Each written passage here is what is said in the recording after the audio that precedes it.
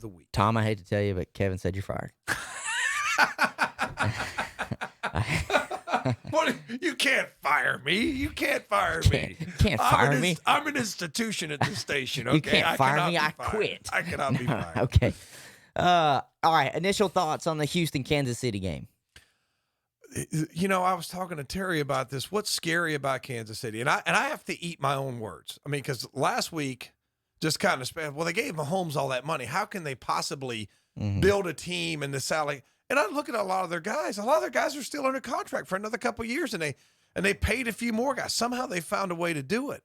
And I'm looking at this team on offense. They got Watkins. They got Kelsey. They got Tyreek Hill. They got that rookie running back that's just running all over everybody. Yeah. Now they can pound the ball. Now they can throw the ball. They've got Kelsey. You want to tackle that guy in the middle of the field? I mean, it's crazy what they have on offense. I don't see anybody beating them. And the one guy had the touchdown and dropped it. I don't know that kid. I don't know. But you saw like Tyreek Hill's going to draw two guys, and the other guys, Watkins, they're going to be open. They're going to be open. So I just don't see how. I think I don't see how. 4 takeaways from that game, and they were all for Houston.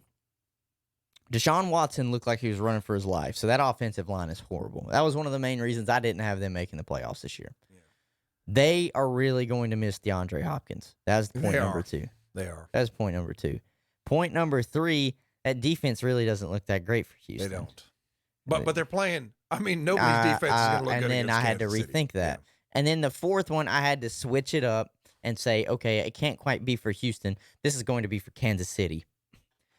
Do people not realize that Patrick Mahomes is still not even like in his mid-20s? It's crazy. How I want you to think about that. Like, he could have MVP, Super Bowl MVP, 1 Super Bowl. Obviously, he did that in his first 3 years. He could have 2 Super Bowls in his first 4 years. I think so. And then eventually, because think about it, what do quarterbacks that are already good usually do as they get older? They get more efficient because they understand. And Patrick Mahomes realized he's not going to be running crazy. No, he's not going to be running crazy. He's going to be more efficient. And Patrick Mahomes admitted last year that he just learned how to read defenses. So that's all I have to say for anybody that will think this next statement is crazy. Patrick Mahomes could go down as a top 5 quarterback of all time if he retired by year 6. I think he could. That's just me. He's going to be good for a long time. I think he's going to be very good. Kansas City team, I just don't. It's just after years of futility, you have this stacked of team in Kansas City. So it's good for their town. It's bad for everybody else. And it's like Cleveland starts to turn the corner, and okay, how are you going to get past Kansas City? Because for years it was New England. How are you going to get past Baltimore? How are you going to get past? And Baltimore is really good. I mean, I'm. Lamar Jackson is such a great athlete, and he's so dynamic, and there's so many things he can do. And it's crazy to think that he led the league last year in touchdown passes. Yeah, but it's just when you watch him throw the ball, it's not quite like watching Mahomes throw the ball. Do you know what I'm saying? Yeah. I mean, he's not quite there, but he can do so many things and put so much pressure on the defense. And, they added Dobbins as a running back, so now they've got a rookie running back, and we're going to pound it at you. We can So those two teams are, Baltimore's good on the defensive side of the ball too. So, when Cleveland does have a, up and coming team, look at what you got to play. Then, I know. Roethlisberger's back in Pittsburgh, and Cincinnati's got Burrow, and they're putting them at 6 or 7 wins, Hunter. They think Cincinnati. I think that's a little much. I think it's probably a little bit of hype. Ladies and gentlemen, I know it officially kicked off Thursday, but this weekend is officially the first week of the NFL. And so what me and Tom are going to do, we're going to just keep it nice and simple, and we are going to pick the games this weekend. We are going to pick who we think the winners and losers are going to be this weekend. Let me have this pulled up to where I have overs and unders and lines and stuff because I love to keep up with that kind of stuff. But now we'll just start with the 1 o'clock game. This is in Atlanta, so this team is going west to east. It's the Seattle Seahawks and the Atlanta Falcons. Seattle is favored by 2.5. Do you think the Seattle wins this? I don't know. Atlanta really struggled last year.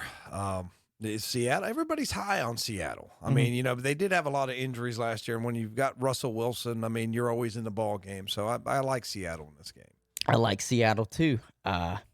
2.5 so close. I could see Seattle covering it, but it wouldn't be surprised if it was. How many fans are they going to allow there? Do you know? I don't even know if there will be fans. It's in Atlanta. It's got to be with that point spread. That game's got to be in Atlanta, right? Yeah, it is in Atlanta. Yeah. I don't know how many they're going to let in. Next 1 o'clock game, Orchard Park, New York. Buffalo Bills will be hosting the New York Jets, and the Bills are favored by 6.5. Do you like the Bills? Well, I like Darnold. I think that they're pretty much he's got another year to grow and develop. I don't think anybody's going to expect him to take him to the playoffs this year, even though they're up and coming. I really like Buffalo. I like Allen. I like what they've got on the defensive side of the ball. They were very good in the secondary last year. I like Buffalo this year. I like Buffalo this year. I'm very high on Buffalo. If Josh Allen just takes the next step, that team is a playoff candidate. Yeah. Well, they're a playoff team already. I think they can win at least a first-round game after that if he takes the next step. Next 1 o'clock game, Ford Field, Detroit, the Bears and the Lions. There's just no Tigers involved with this.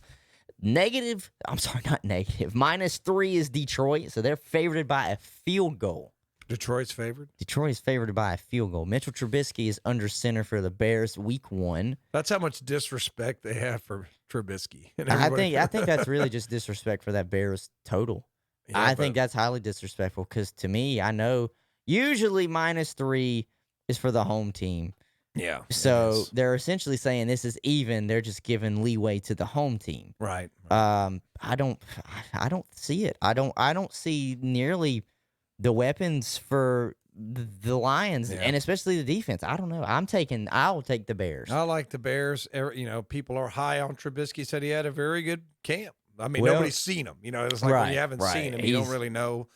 He's an Ohio kid, so I always have the soft spot for the Ohio kids. I want to see him do well, so I like the Bears in this game. I mean, they got a pretty good defense too. I just don't see.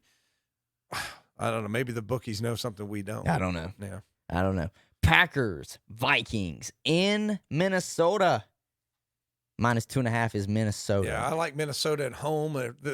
I could see these two teams splitting this series. I think I do. Home. Yeah. I see them that way, and I think it will be home and home. I like Minnesota in this game. I do too. I like Minnesota at home. Now the one with the biggest question mark on it, the New England Patriots hosting the Miami Dolphins. It is Fitzpatrick. It will not be Tua for Miami. It is Cam Newton. Will not be Tom Brady. And New England is a 6.5-point favorite.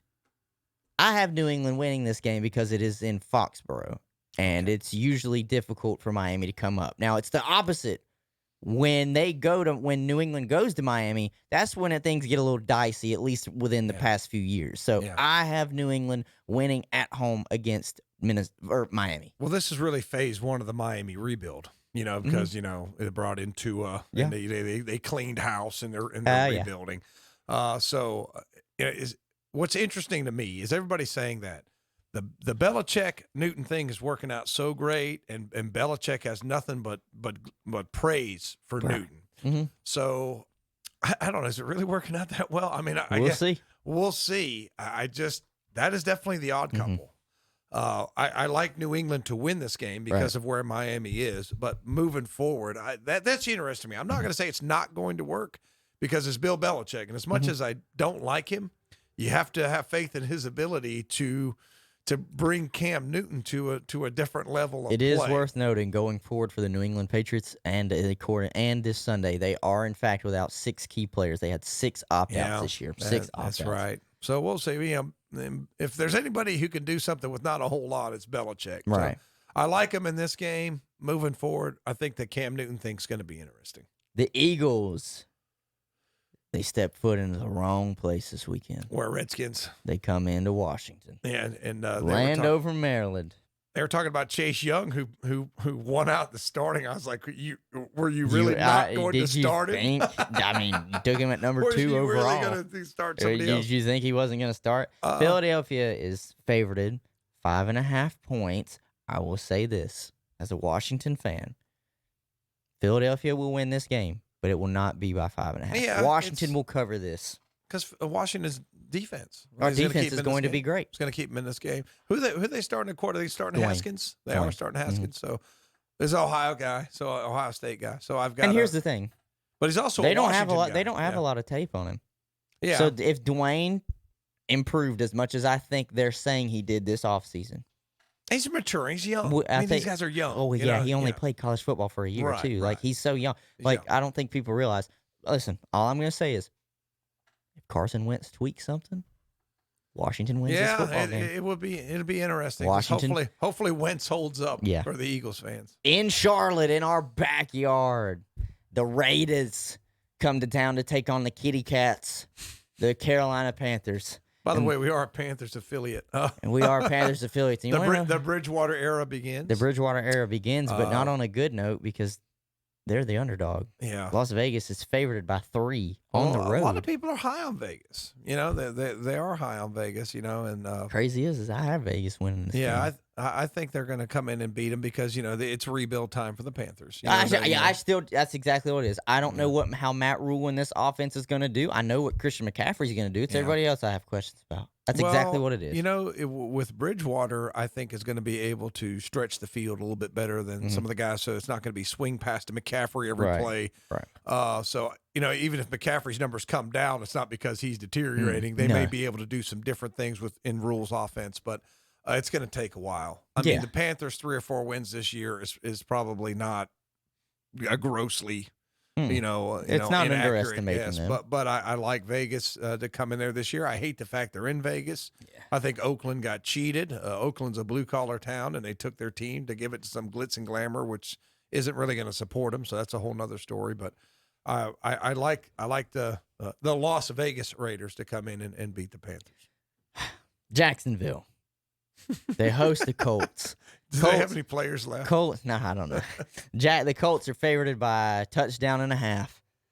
Colts win this game, and I think the Colts cover. I don't think. I mean, who did Jacksonville- Jacksonville even keep? I mean, The only thing they kept is the mustache. Yeah, they kept they Minshew, kept Minshew. and there's 2 receivers. Other than that, they discovered everybody. everybody. Let's not even stay very long on The that Browns game. did that and went over the season. So, I mean, I could see Jacksonville going over the season. I had over. We picked all of the games the other Yeah. day. Me, Kevin, and Andre. They could definitely go over We the didn't have season. them win a game. The Browns. They are in Baltimore to play the Ravens. They're about a touchdown underdog. They're a touchdown and a half. Yeah. Baltimore's 7.5-point favorite. Yeah. Well, it's just I have Baltimore. it's really awful that Cleveland has to go on the road to play arguably the second best team in the AFC. I mean, until somebody dethrones Kansas City, they're the best team in the AFC. Right. Cleveland on offense, Landry's a little nicked up. I don't know how much he's going to play. Beckham, they say he's good. I'm interested to see what Hooper's going to do. They just paid Kareem Hunt. Right. I don't know what they're doing with 5 tight ends. They said they were going to trade Njoku, and then they didn't. They got the gift safety from Jacksonville, which helped. But, when Williams went down and Delph went down, and they're banged up in the secondary, and that's not what you want coming into Baltimore. So, and my heart tells me Cleveland will find a way to win, but you have to, on football sense, on paper, Baltimore should win the ball game. Chargers traveling to Ohio. It's the only game in Ohio to play the Bengals. Chargers are favored by 3, but I think this is an upset game. I don't know. It's interesting to see what Tyrod Taylor's going to do. I mean, a lot of people, Tyrod Taylor is the Rodney Dangerfield of quarterbacks. I mean, he's been to the playoffs. He's not bad. Look, and to me, I look at this game, and the Chargers have more talent than the Bengals. Yeah, I think don't that even without Gordon, I don't like the Chargers leaving the state of California or leaving the West.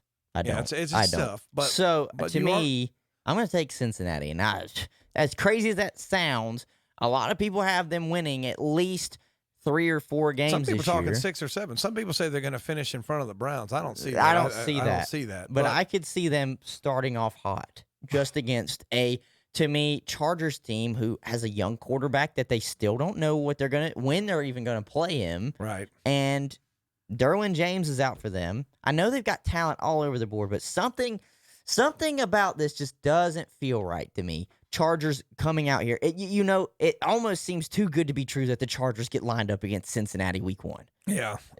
With a new quarterback and a second-year coach. And I still like the Chargers. I mean, Burrow, he's not – you got to remember, you got a rookie quarterback who's never taken a snap, and then you took the whole preseason away from him.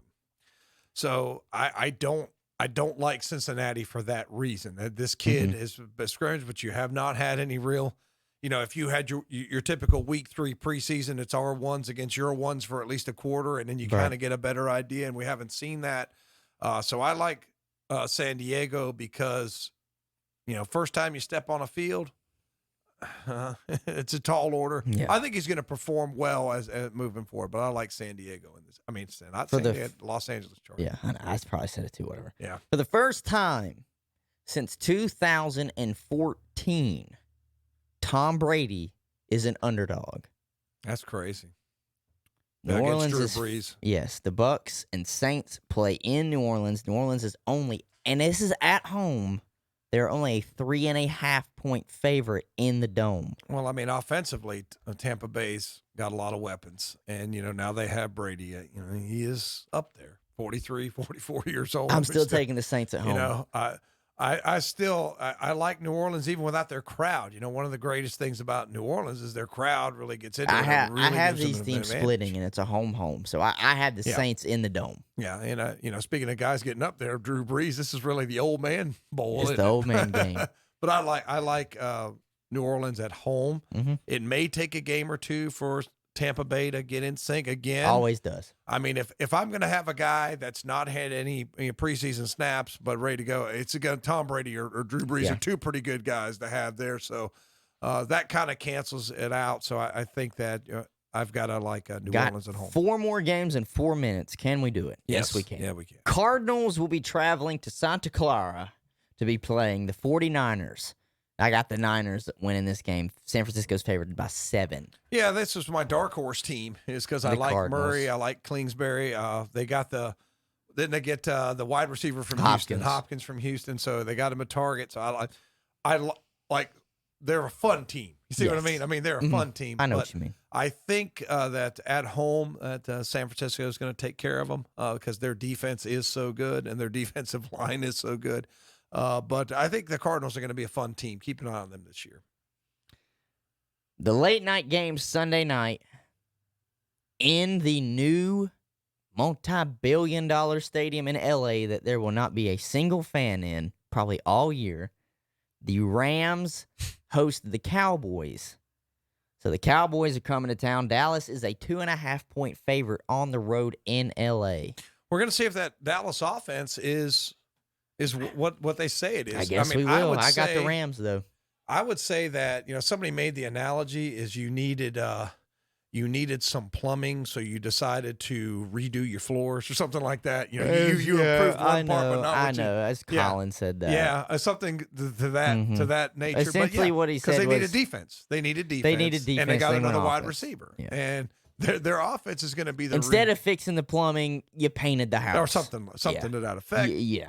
And I kind of agreed with that. I said it's not a bad analogy because they didn't. I mean, when you draft, you got to draft what you need. Mm-hmm. And then now they did get a cornerback in the second round. Yeah, but Jerry Jones likes the flash, likes the glam. Listen, it's either going to pay off or it's going to not, and just they're going to have a tough year. I year. like Dallas's offense. I think Prescott's going to put all the offseason stuff behind him, and they're going to have a good game, even though it's on the road there in L.A. I mean, I'm excited to see this field, because they're playing in a soccer stadium, So I guess they're planning on keeping the team there at least for a few years this time. But I like Dallas to go in there and beat the Rams. Well, they share that stadium. It's going to be them and the Chargers stadium. So Monday night, first game Monday night. There are 2 Monday night games this week.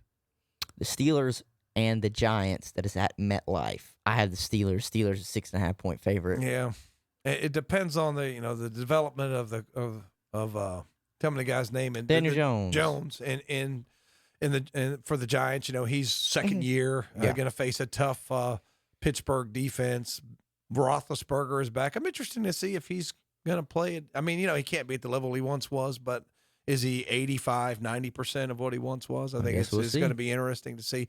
But, yeah, you got to like Pittsburgh in this game. Giants still rebuilding, and a lot of people have Pittsburgh as a contender. Final game that we'll be covering, and it's the last game Monday.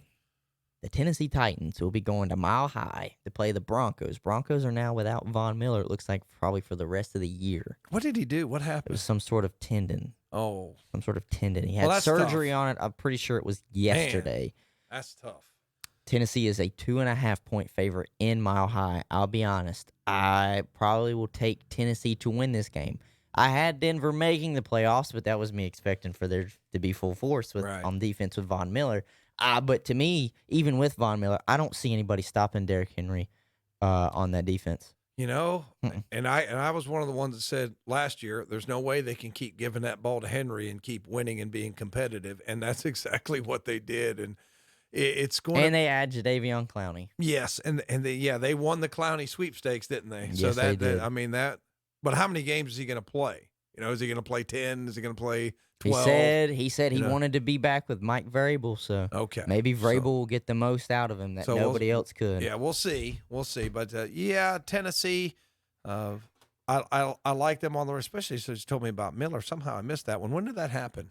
This week. It happened this week. Middle of this week. So Tennessee I think is still in the mix. I don't know if they're dynamic enough. You know what I mean? To compete with the Kansas City, to compete with a I think they can make a playoff spot, though. Yeah, but I like Tennessee in this game. And with that, that's going to wrap up today's Saturday morning Shock Jock show. That is actually what we're just going to call this now. I know we have the Shock Jocks podcast during the day, but we are all Shock Jocks here on Saturday mornings. It is also brought to you by Friendship of Forest City, Friendship Chrysler, Jeep, and Dodge, and Friendship Nissan. Also want to say a big thank you to Mitchum's Kitchen, who supplied us with breakfast this morning. With that, from Tom Centofanti, Hunter Yancey, JP is in there, and we will see everybody next time. Have a great weekend from KTC Broadcasting.